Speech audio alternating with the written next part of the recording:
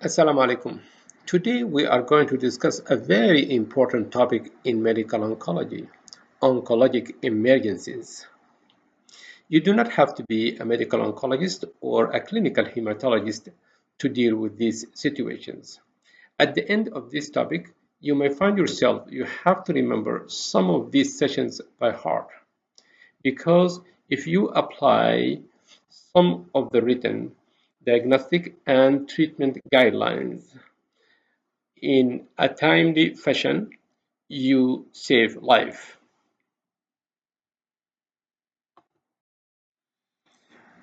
Oncologic emergencies are described as acute events with high morbidities and mortalities. They are directly or indirectly related to tumor or its management.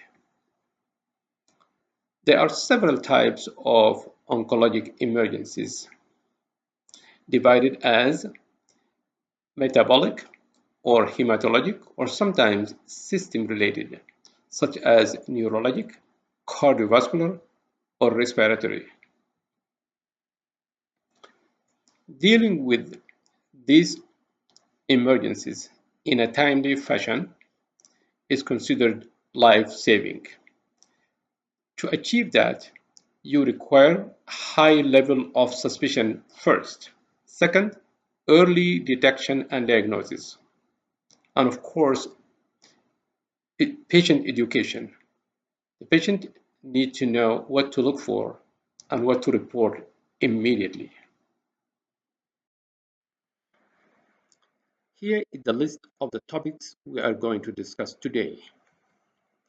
Neutropenic fever or sepsis syndrome, tumor lysis syndrome, hypercalcemia of malignancy, hyperviscosity syndrome, superior vena cava syndrome, and neoplastic epidural spinal cord compression. First, we are going to discuss neutropenic fever or sepsis syndrome. Before we discuss neutropenic fever or sepsis syndrome, let us review the relationship of the chemotherapy to this condition. Chemotherapy drugs affect the rapidly dividing cells. Of course, those are the malignant cells, which are our target. But unfortunately, chemotherapy is blind, does not differentiate between the good and bad guys. It does cause some damage, collateral damage, to the normal cells. When it causes damages to the bone marrow and of course the blood cells, that means we are getting neutropenia. Also, chemotherapy causes damage to the mucous membranes, leading to mucositis. Chemotherapy affects hair follicles, resulting in alopecia. To understand how chemotherapy works, it is better to understand the cell cycle. This is a very brief description of the cell cycle. This cartoon shows the different phases of the cell cycle. For example, in G1 phase, the cell grows and prepares for the DNA synthesis in the S phase. Then after the DNA synthesis, the cell goes to G2 phase, where it prepares for mitosis and cell division. Chemotherapy drugs works at different phases of the cell cycle to cause damage and killing of the cancer cells. But unfortunately, the normal cells will be affected also. How chemotherapy affects blood counts and causes neutropenia. In the bone marrow and during hematopoiesis, which is a differentiation of the blood cells from the stem cells. The blood cells uh, at it is very early stages, young cells are very sensitive to chemotherapy. That's why they're most likely being damaged and killed by chemotherapy. That results in diminished production of new mature cells because we killed the young ones. Eventually, mature cells, which are neutrophils and platelets, live out their lifespan and no production of new ones. That results in absolute neutrophil count, or ANC, falls dramatically to its nadir. This cartoon explains the process of hematopoiesis in the bone marrow. Myeloblasts differentiate into promyeloblast, then myelocytes, and goes on into metamyelocytes, and then band, and finally neutrophils, which will be sent to the bone marrow to do its job, defending the body against infection. This is the normal hematopoiesis. In case of bone marrow, the process already goes on. Myeloblasts differentiate into promyelocytes. While this is happening, chemotherapy hits and stop abruptly this process somewhere when the cells are still young and not able to differentiate to its last stages, which is band and neutrophils. This leads to neutropenia. What is the ANC nadir? It is the lowest blood counts following chemotherapy administration. The nadir time is roughly 10 days post-chemotherapy. It is in the range of 7 to 14 days for most of the chemotherapy drugs and regimen. Of course, the ANC nadir varies depending on the drugs and regimens. Some of the regimen nadir is 21 days or even longer, but the common is 7 to 14 days. It is for most of the chemotherapy regimens and drugs.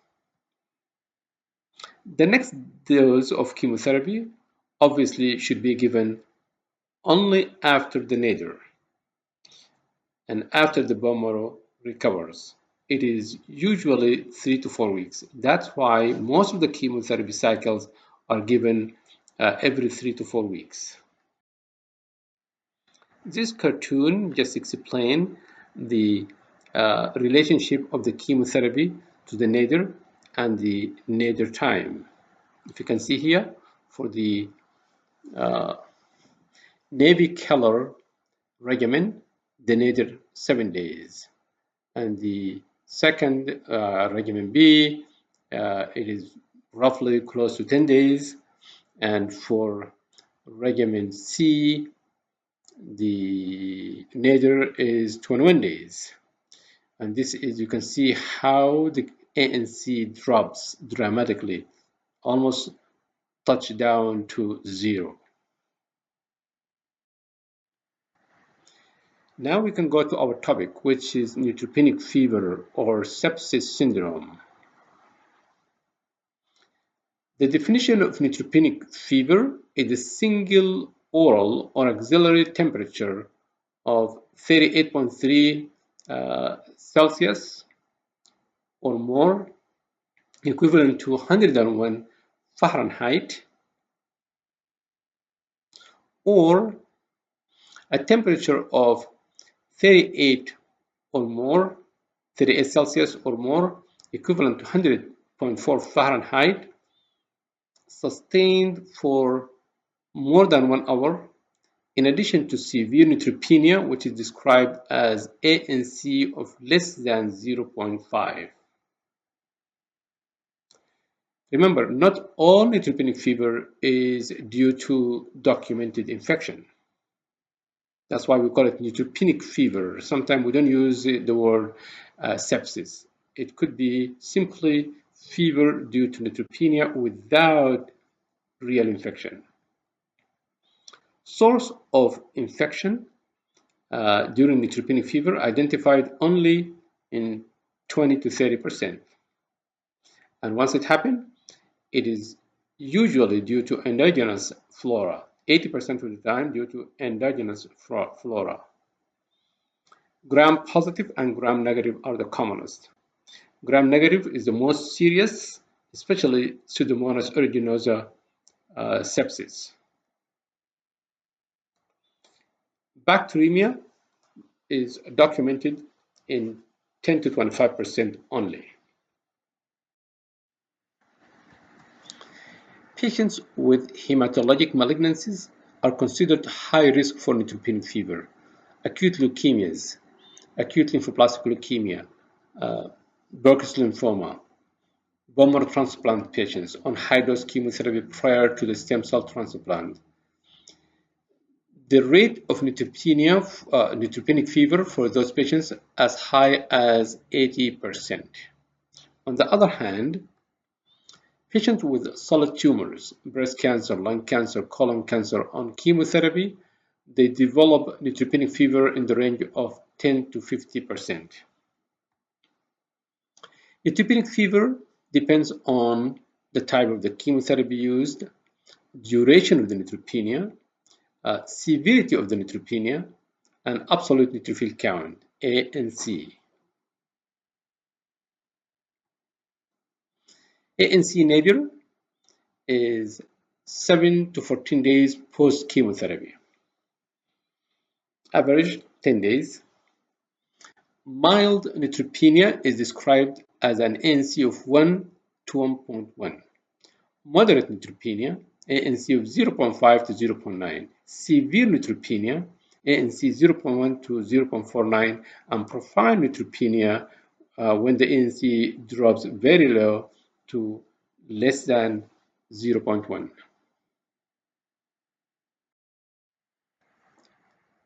This slide displays the most common pathogens for documented infection in neutropenic fever or patients with sepsis syndrome.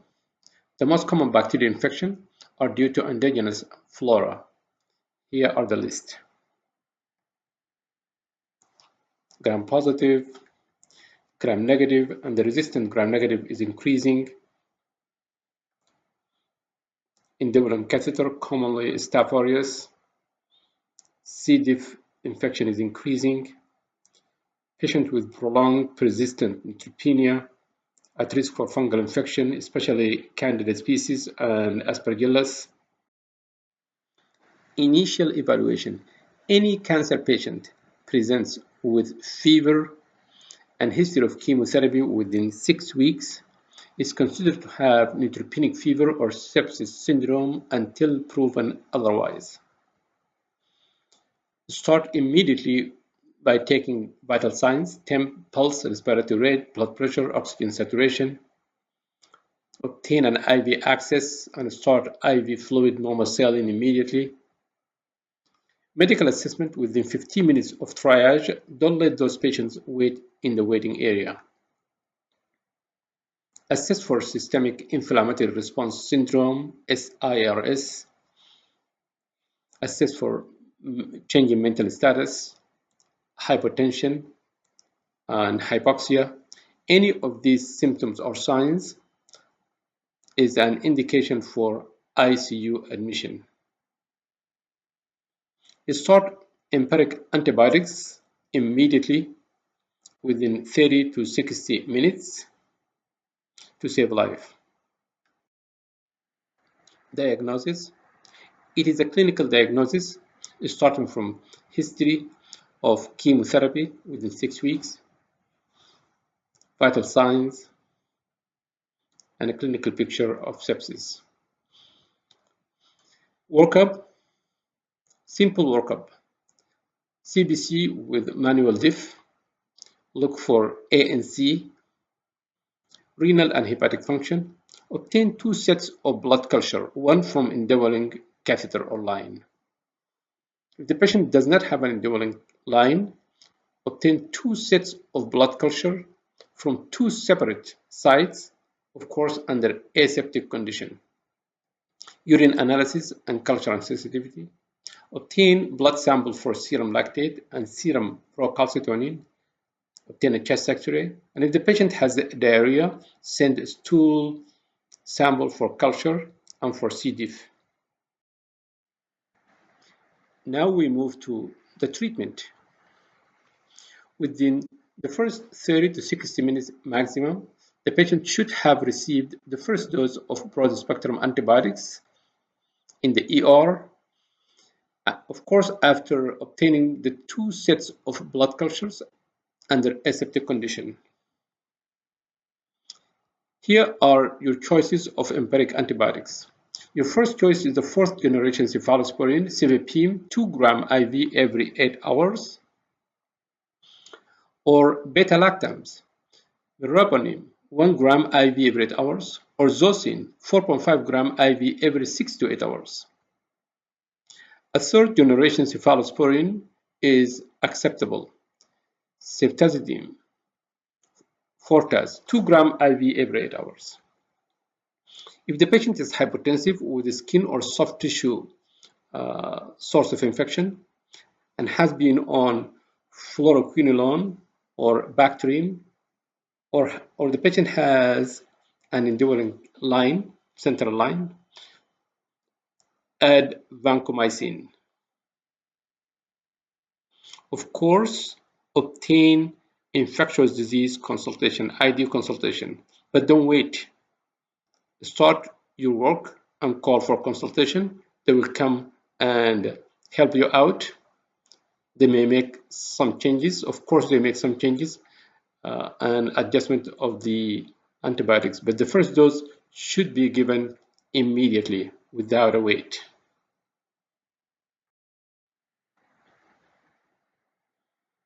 For patients with anaerobic infections such as necrotizing mucositis, sinusitis, periodontal cellulitis, perirectal cellulitis, interabdominal infection, especially neutropenic enterocolitis or tephlitis, pelvic infection, or anaerobic bacteremia, those patients should be covered with anaerobic coverage antibiotics.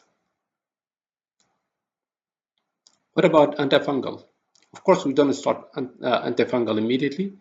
It is reserved for high-risk patients with persistent, prolonged fever that did not respond to your initial antibiotics. After 4 days, those patients could be started on antifungal. Of course, at that time, infectious disease are on board. And the antifungal options are listed in this slide. What about the central line, the indwelling catheter? Should it be removed or stay? So if the patient has a catheter-related bacteremia, the catheter should be removed without hesitation if the bacteremia is Staph aureus, Pseudomonas aeruginosa, Candida or other fungi, or rapidly growing non-tuberculous mycobacteria. What about granulocyte colony stimulating factor, GCSF, or granulocyte macrophage colony stimulating factor, GM-CSF? This is an area of debate, but most believe that GCSF and GM-CSF has no clear benefit in patients with established neutropenic fever and sepsis syndrome. Infectious Diseases Society of America, IDSA, they do not recommend the routine use of growth factors in patients with established neutropenic fever. On the other hand, the American Society of Clinical Oncology (ASCO) and National Comprehensive Cancer Network (NCCN), they consider growth factors for high-risk patients for infection-associated complications or who have prognostic factors that are predictive of poor clinical outcome. G-CSF and GM-CSF are typically used for prophylaxis to decrease duration of neutropenia and neutropenic fever and infection. Hopefully, the upcoming slide cascade summarizes for you the neutropenic fever. Neutropenia taking into account the duration and severity, plus mucositis, which may promote invasion by colonizing bacteria and fungi, plus diminished inflammatory response due to neutropenia,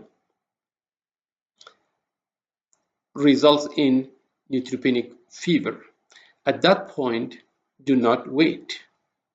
Give your first dose of empiric broad-spectrum antibiotics of choice within 60 minutes. Your maximum window is 60 minutes if you want to save the life of your patient.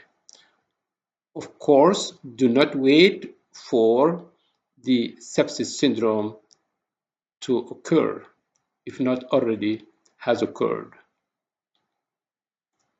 If it has, the mortality is high and that lead, of course, to death.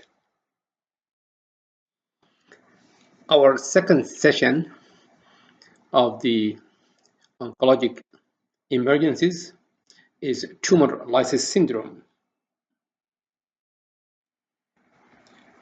Tumor lysis syndrome is another oncologic emergency due to the release of intracellular components into the blood. The most important of those components are the uric acid, potassium, and phosphate.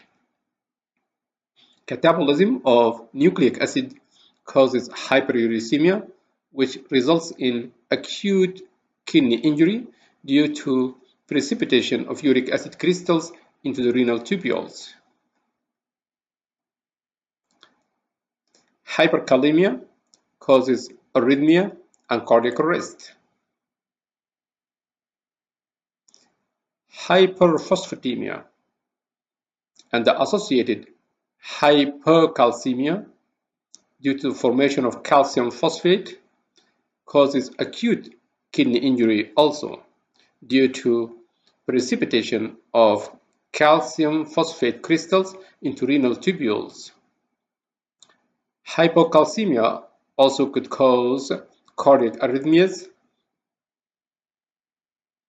The mortality rate of tumor lysis syndrome range 29 to 79% if not diagnosed and treated properly and immediately.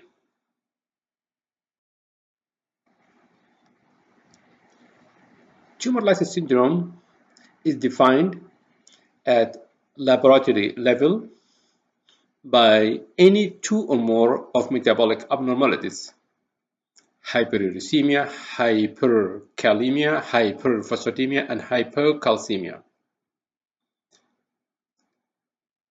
Those occur within 3 days before or 7 days after chemotherapy.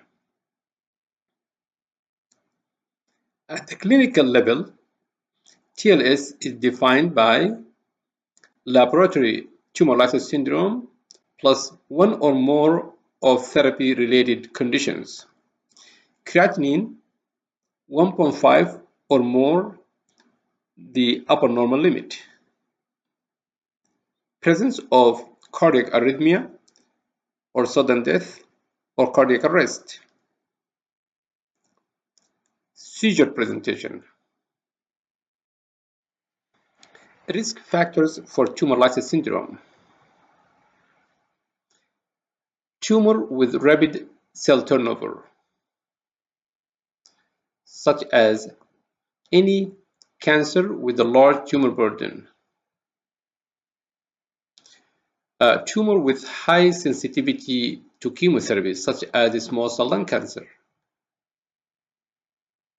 Hematologic malignancies, especially acute leukemias, acute lymphoblastic leukemia, Burkitt's lymphoma. In these conditions, tumor lysis syndrome could occur spontaneously prior to chemotherapy. And chronic lymphocytic leukemia on BCL2 inhibitor Venclexta, which is an oral non-chemotherapy drug. In this case, tumor lysis syndrome could occur within hours. So those patients should receive hydration during the therapy and close monitoring for tumor lysis syndrome. Patients with baseline renal insufficiency, elderly with comorbid conditions, and polypharmacy, patients taking nephrotoxic drugs and diuretics are at high risk for tumor lysis syndrome. Presentation. Patients with tumor lysis syndrome may present with just fatigue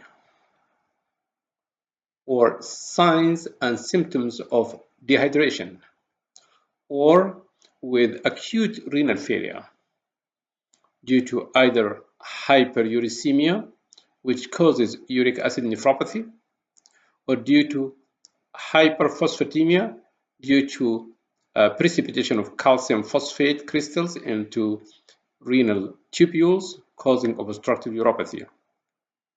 But also, the calcium phosphate crystals could deposit into the eye, the iris, causing iritis, or could present as skin nodules. The hypocalcemia resulted from the hyperphosphatemia due to calcium phosphate crystals. The hypocalcemia could present as nausea and vomiting, or even seizure, or cardiac arrhythmias and cardiac arrest, or as tetany. Hyperkalemia could present as cardiac arrhythmia or cardiac arrest. The risk for severe hyperkalemia includes potassium-sparing drugs, metabolic acidosis, and patients with CKD, chronic kidney disease. Diagnosis of TLS.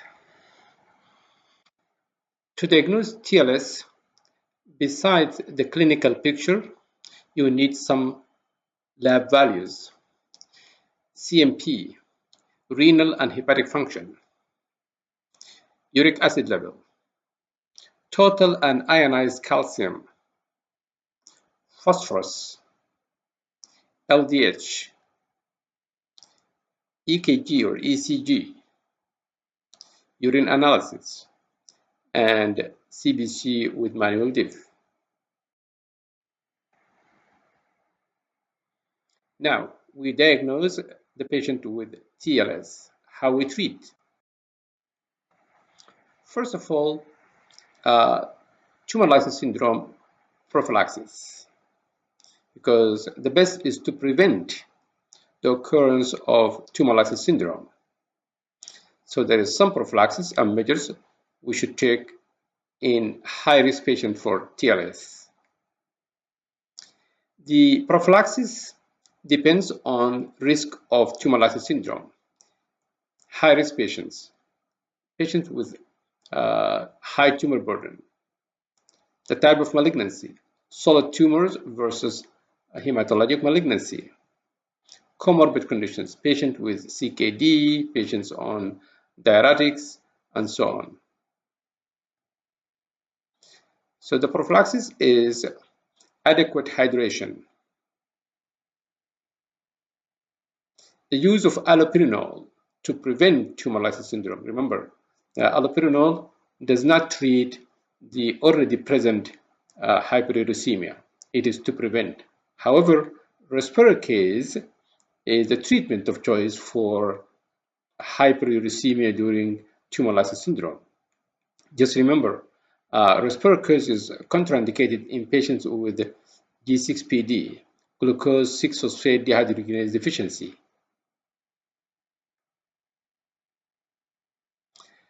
Frequent chemistry lab.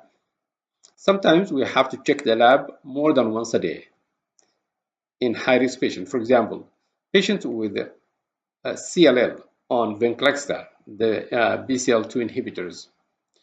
The TLS could occur within hours.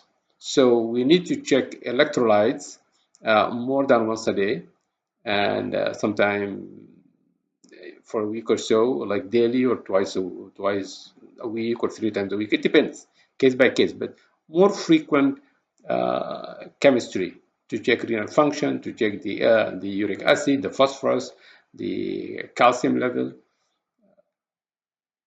And sometimes we do need cardiac monitoring for high-risk patients. Now, the treatment. General measures. Aggressive hydration is the key treatment for TLS, using isotonic IV fluid 2 to 3 liters by body surface area per day.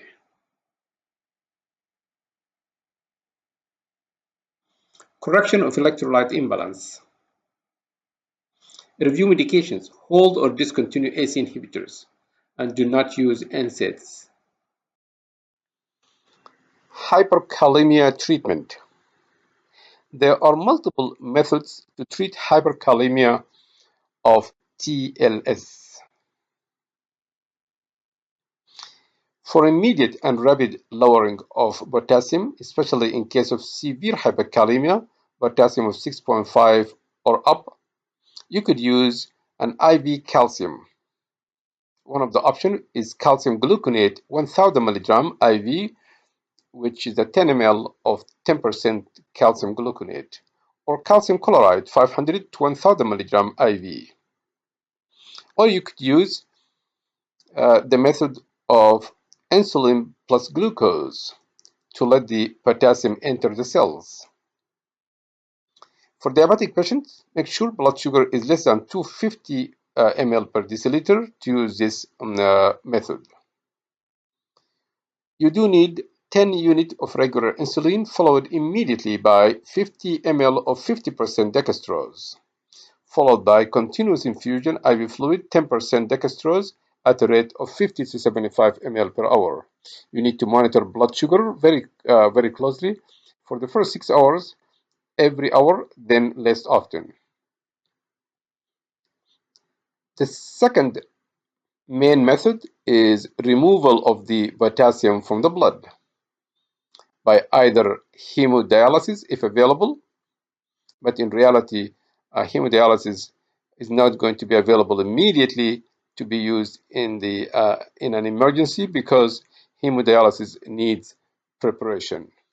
So the method that could be used immediately is GI cation exchangers. You have the options of patiromer and Lokelma, which are an oral form of GI cation exchangers. Another option of the GI exchanger is Kxalate. However, Kxalate now is discontinued in the United States due to risk of intestinal necrosis. However, still it could be available, but only as an emergency if other methods fail or not available. No other options, so you could use Kxalate. I remember using Kxalate a lot during residency and fellowship. Indeed, it does cause explosive bowel movements and diarrhea. Also, you could use high-dose loop diuretics. In case of hypervolemic situation, you could use diuretics. Use bicarbonate infusion for metabolic acidosis. Of course, you need your nephrologist on board, so consult nephrology as soon as possible to help you out. Hyperphosphatemia treatment. For stable patients with a phosphate level of 6 or more milligram per deciliter, use phosphate binders. Best example, aluminum hydroxide, 3 to 600 milligram. Hypocalcemia in TLS. Do not treat asymptomatic hypocalcemia. So observe those patients. Because giving calcium may result in calcium phosphate crystal precipitation in the kidneys, causing obstructive uropathy. However, for symptomatic hypocalcemia, you may use calcium gluconate 1000 milligram IV PRN. Hemodialysis and TLS. Hemodialysis is used for severe refractory tumor lysis syndrome,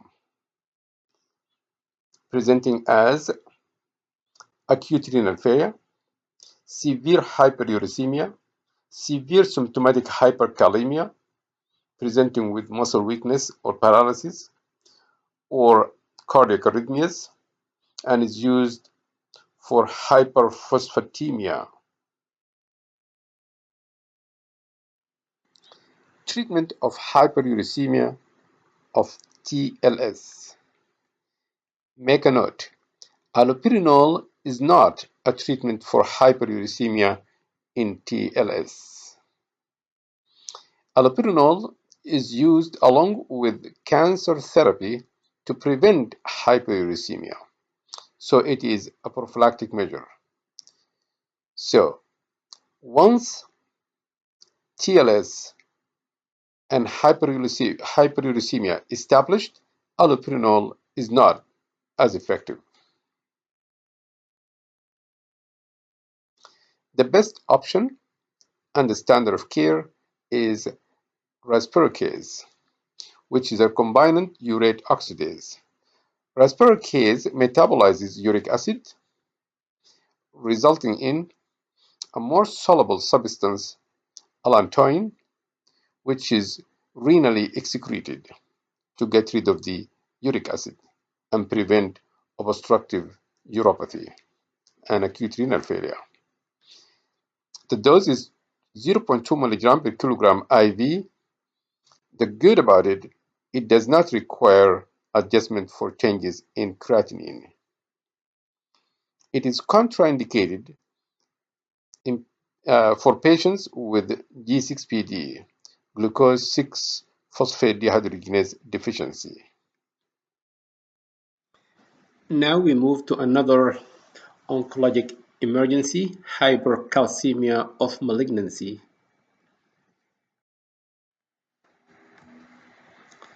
10 to 30% of cancer patients may present with hypercalcemia.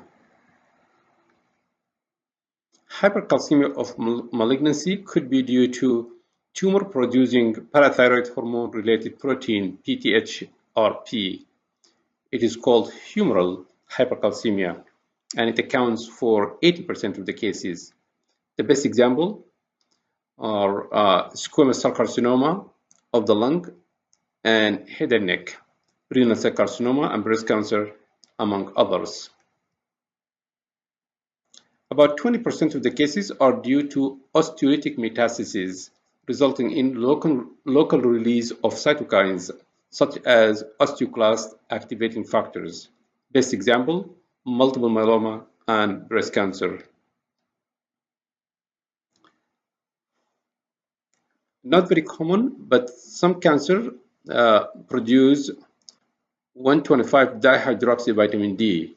Examples, lymphomas, especially Hodgkin lymphoma.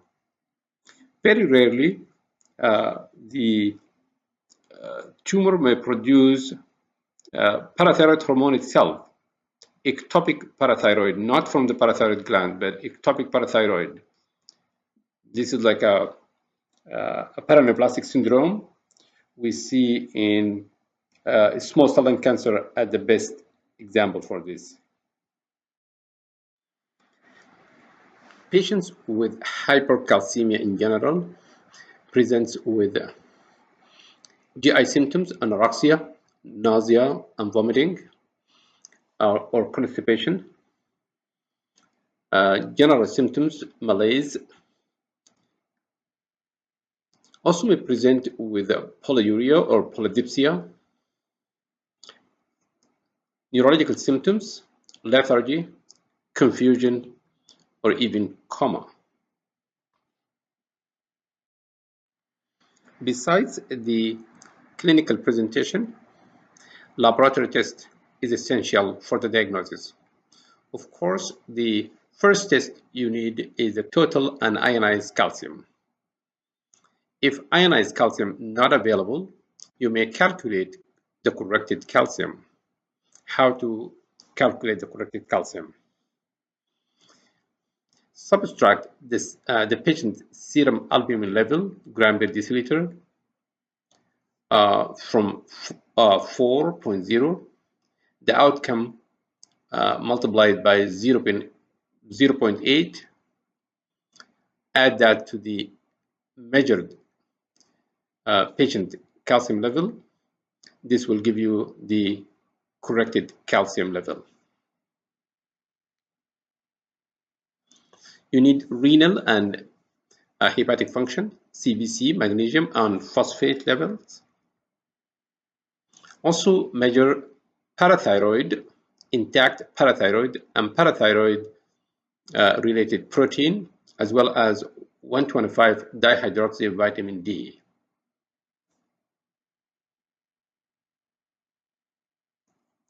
You may consider multiple myeloma markers, and EKG also could be of value. The EKG or ECG may show prolonged PR, widened QRS, shortened QT, and sometimes ventricular dysrhythmias.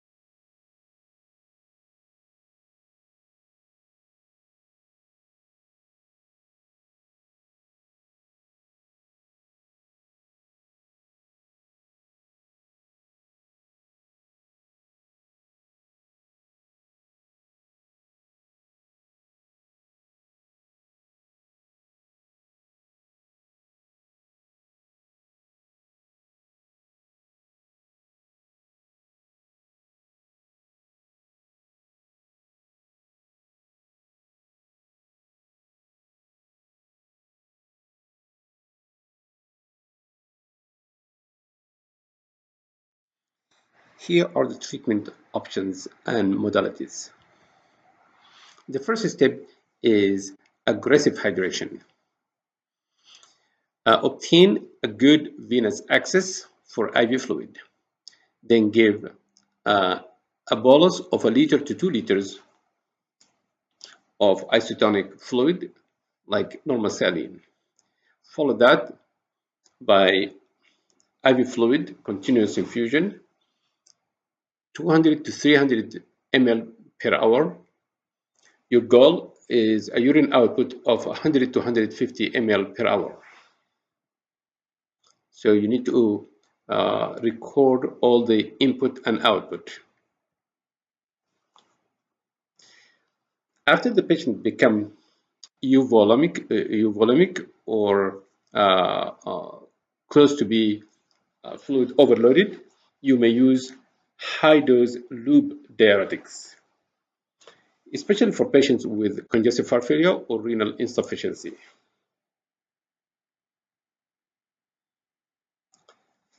Then you could use biphosphonates. Best example is zoledronic acid or Zometa. If not available, you could use pamidronate infusion. You need to adjust the dose to renal function. Biphosphonates works by inhibiting osteoclasts. They also bind to calcium phosphate to stabilize bone matrix. Another option is denosumab, Xgeva. But Xgeva is typically reserved for the cases where the zoledronic acid doesn't work, refractory disease or refractory hypercalcemia, or if biphosphonates are contraindicated.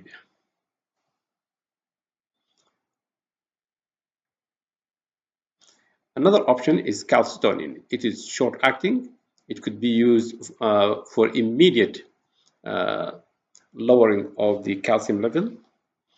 Calcitonin works by decreasing bone resorption and enhances urinary excretion of calcium.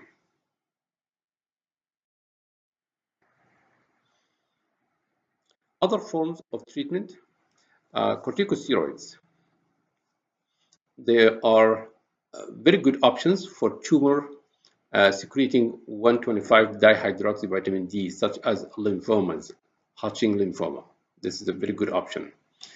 Corticosteroids works by inhibiting the conversion of 25-hydroxyvitamin D to the active substance 125-dihydroxyvitamin D. Corticosteroids decrease gut absorption of calcium, also decrease renal reabsorption of calcium. Another option is hemodialysis.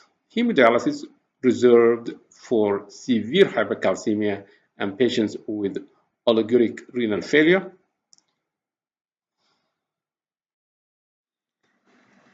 Another type of oncologic emergency is hyperviscosity syndrome, which is rare but well known.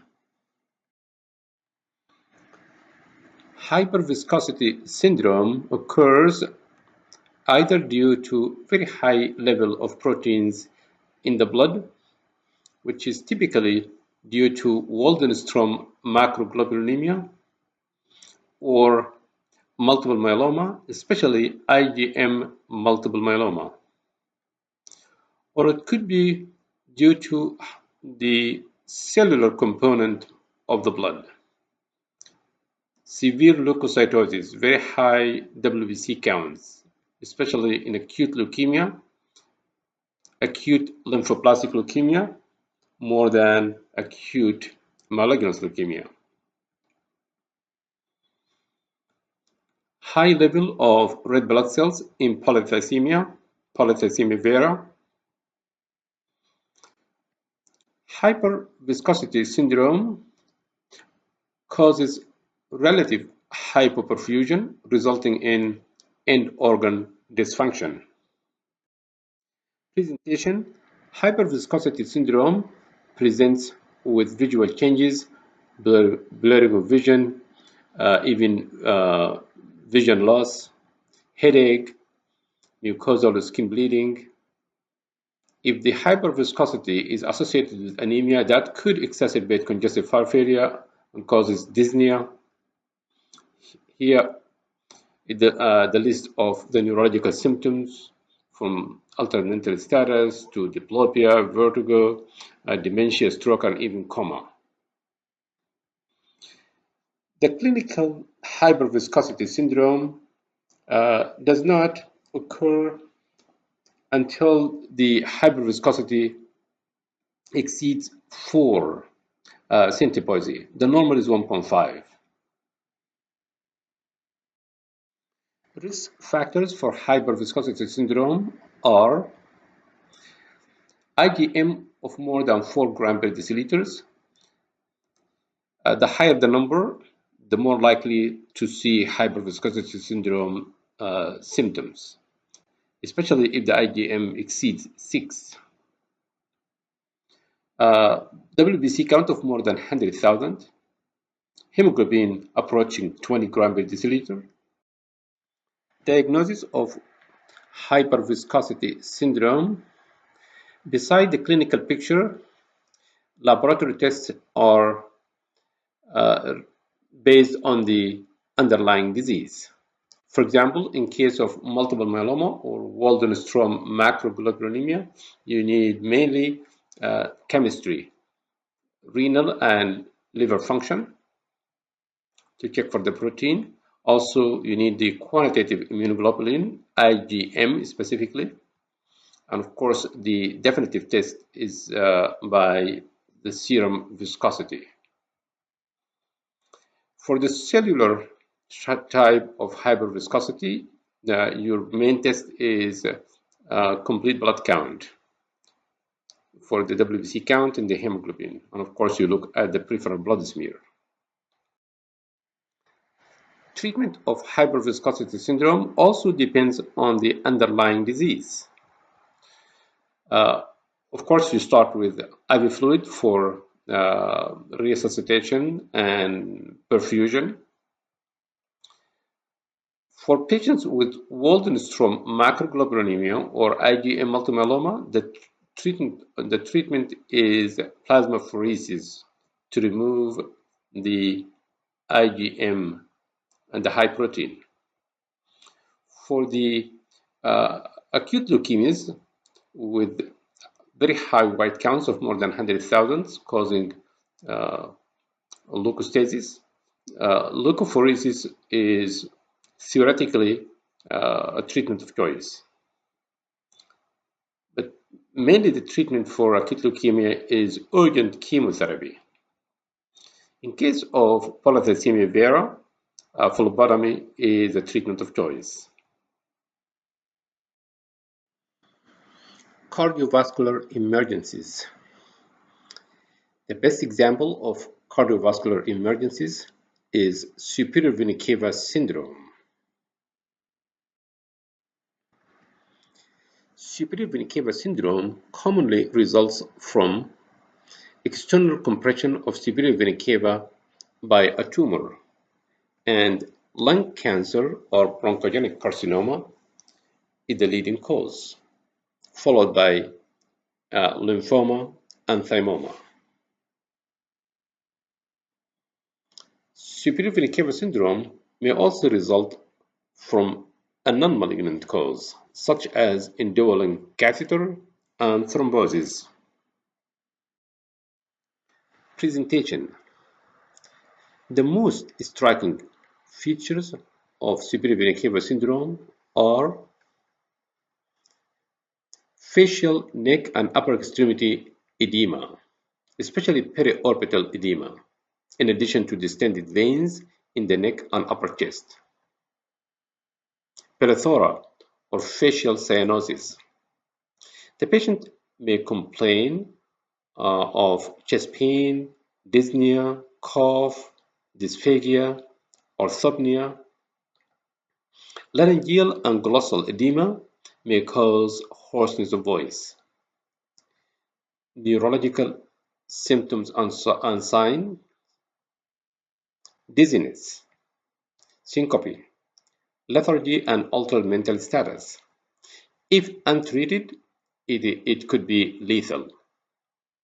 It causes increased intracranial pressure, intracerebral hemorrhage, airway compromise, and eventually death. The diagnosis of superior vena cava syndrome is essentially clinical. If you have seen a patient with superior vena cava syndrome, you will never forget that. Imaging. Simple plain chest X-ray may show widened mediastinum or a right-sided chest mass. CT scan with contrast or an MRI will show intrinsic or extrinsic obstruction of the superior vena cava. Also may show collateral circulation. Venogram is another way to diagnose superior vena cava syndrome. Of course, when you do CT scan, if this is the first presentation and the patient is not known to have confirmed cancer, you will need a biopsy at the same time to confirm the diagnosis, and that will help you for the treatment. Treatment. First, you need to determine your goals of treatment. Your first goal is to alleviate symptoms. You could do that by endovenous stenting or thrombectomy. Your second goal is to treat the underlying disease. For example, for cancer that is chemosensitive, such as small cell lung cancer, lymphoma, germ cell tumor, your choice is upfront chemotherapy rather than radiation. For cancer that is relatively chemo-resistant, your choice is radiation with or without chemotherapy. Even surgery may have a role, especially in cases such as thymoma and thymic carcinoma, because surgery is considered part of the treatment. Also, in case of germ cell tumor, residual tumor after chemotherapy could be removed surgically.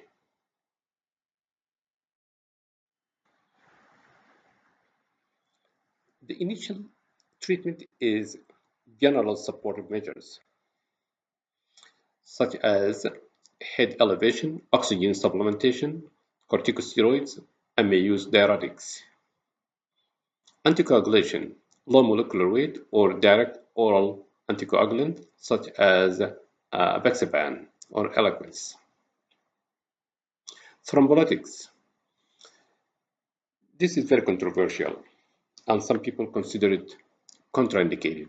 But if you use thrombolytics, it is effective if used within the first 7 days. But remember the risk of hemorrhage, bleeding, stenting, and angioplasty. Radiation therapy. Another method of treatment is chemotherapy, as we mentioned before, especially for chemosensitive tumors. And chemotherapy also could be given with radiation for a relatively chemo-resistant tumor, such as non-small cell lung cancer and breast cancer.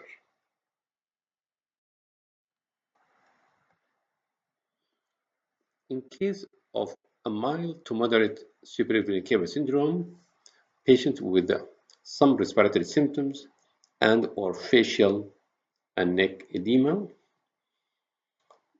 If the patient has a catheter with the thrombus after doing venous Doppler and you find a catheter-related thrombus, the best treatment is anticoagulation and removal of the catheter. But in case of malignant obstruction due to a tumor, start anticoagulation, obtain a CT scan if not already done, and a biopsy if the primary not confirmed yet. Then treat with cancer-specific therapy, chemotherapy in case of lymphoma, germ cell tumor, small cell lung cancer, and radiation in case of bronchogenic carcinoma and non-small cell lung cancer, or breast with metastasis to the chest.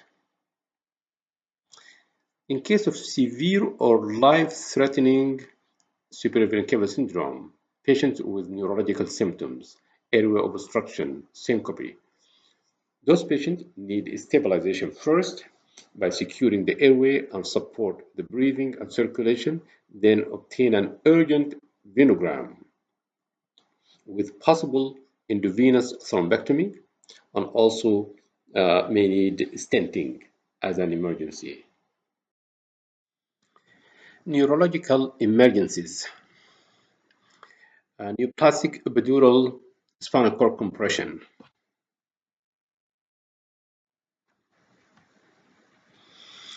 Only 1 to 5% of cancer patients may present with spinal cord compression.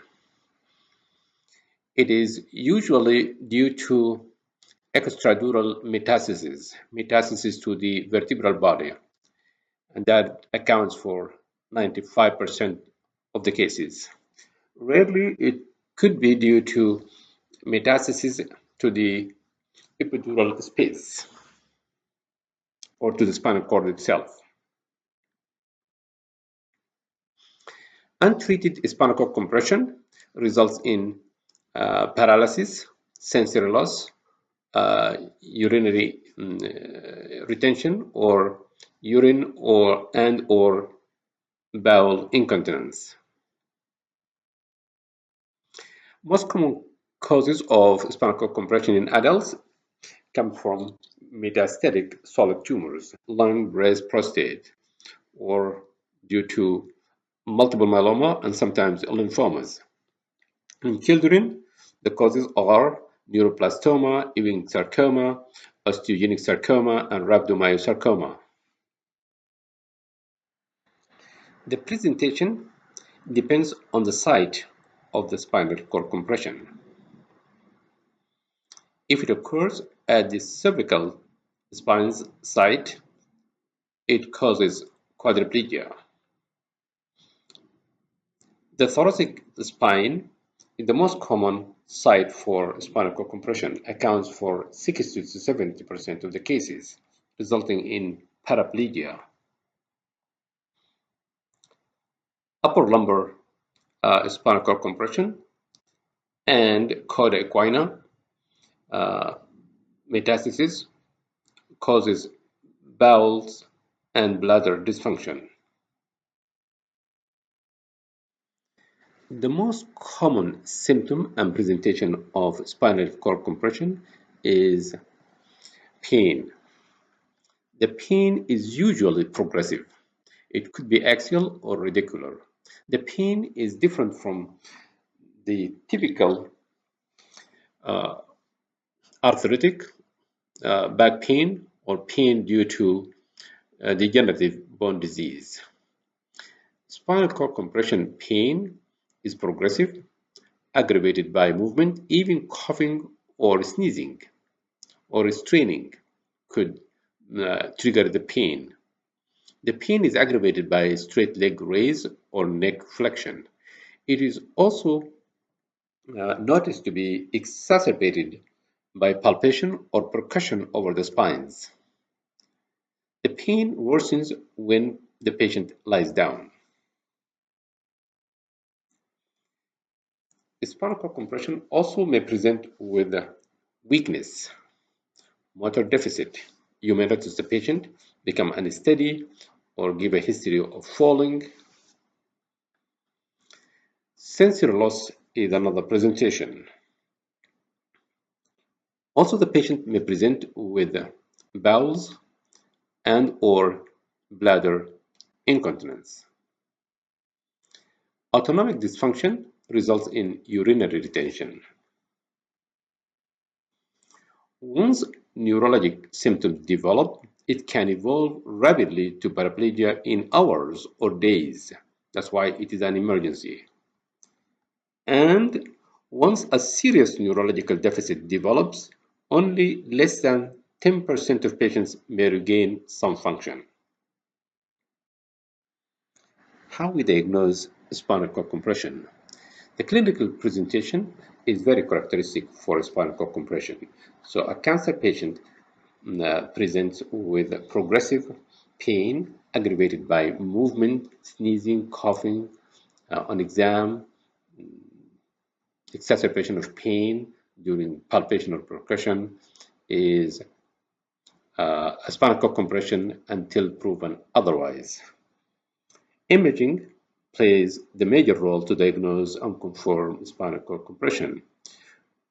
You could start by a plain X-ray, X-rays of the spines. The X-ray may show lytic or plastic lesions, or it may show erosion of the vertebral pedicles. MRI is the gold standard test. So obtain stat MRI of the spines, the entire spines, not only the site of the pain, because the MRI may reveal small metastatic area that could progress later on and cause another spinal cord compression. So once you suspect spinal cord compression at one site, obtain the MRI with or without contrast for the whole spines. If MRI is not available or contraindicated due to metallic devices such as pacemakers, you may obtain a CT myelogram. Could be sufficient, but MRI is the best test for the spinal cord compression. Treatment of spinal cord compression. We start with symptomatic treatment and general measures. Pain control. Use opioid to control the pain. Don't forget laxatives, because opioid causes constipation, and constipation makes the pain worse. For neurological deficit, and of course pain, use corticosteroids. Give 1 dose of dexamethasone 10 mg IV stat, followed by 60 mg of dexamethasone in divided doses. Usually we give 4 mg every 6 hours. PO or IV, either way is fine. Then taper steroid once definitive treatment initiated, radiation or surgery or chemotherapy. Don't forget DVT prophylaxis, low molecular weight or other form of DVT prophylaxis. Definitive treatment of spinal cord compression. Before you make your final decision for a definitive therapy, such as radiation, surgery, or chemotherapy, begin by assessing for spinal stability. Assess for radius sensitivity by knowing the primary tumor. Assess the extent or grade of the spinal cord compression. In case of unstable spinal cord and or retropulsion of bone fragments into the spinal cord, the best treatment is surgical decompression and fixation, followed by radiation therapy. In case of a stable spinal cord and a radius-sensitive primary tumor, external beam radiation therapy is the treatment of choice. In case of a stable spinal cord, but the primary tumor is radio-resistant, the treatment is either stereotactic radiation therapy or surgical decompression and fixation followed by stereotactic radiation therapy. These are the forms of definitive treatment for spinal cord compression after the symptomatic and general measures. At the end of this session, if you would like more information, you may find this article a very good source and a reference. It is available online. Take home message number 1. Oncologic emergencies are fortunately few, but at the same time, unfortunately, they do carry high morbidities and mortalities, especially if not detected early and treated properly. So please be vigilant when a cancer patient walks in or brought to your emergency department. Neutropenic fever or sepsis syndrome. The common pathogens are endogenous flora, especially staph. However, C. diff and gram-negative incidence is rising. Remember, the first dose of broad-spectrum antibiotic within 30 to 60 minutes reduces mortality and saves life. Tumor lysis syndrome.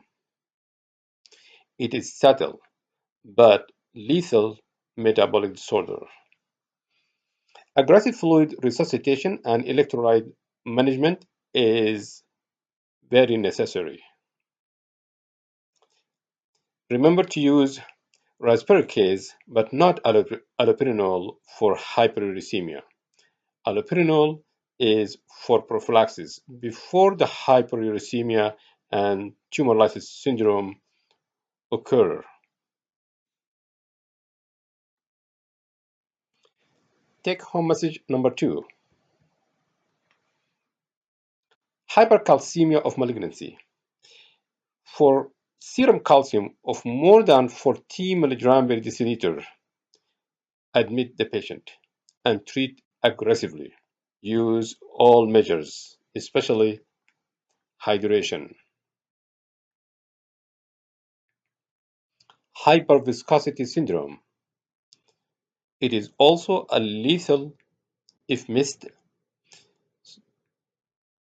Be highly suspicious of it in patients with Waldenstrom, macroglobulinemia, and multiple myeloma.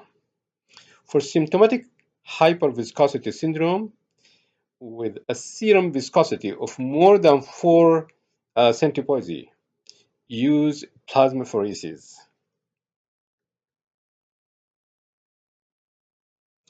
Superior vena cava syndrome. It is a clinical diagnosis. It is also lethal if missed and untreated. Your goal of therapy is to alleviate symptoms and treat underlying disease. Take home message number 3. Spinal cord compression. Cancer patient with progressive back pain that is aggravated by movement is considered spinal cord compression until proven otherwise. Your emergency treatment should include dexamethasone, radiation therapy, or surgical decompression for unstable spines. Once neurologic symptoms develop, may evolve rapidly to paraplegia in hours or few days. Once serious neurologic deficit develops, less than 10% of patients regain function.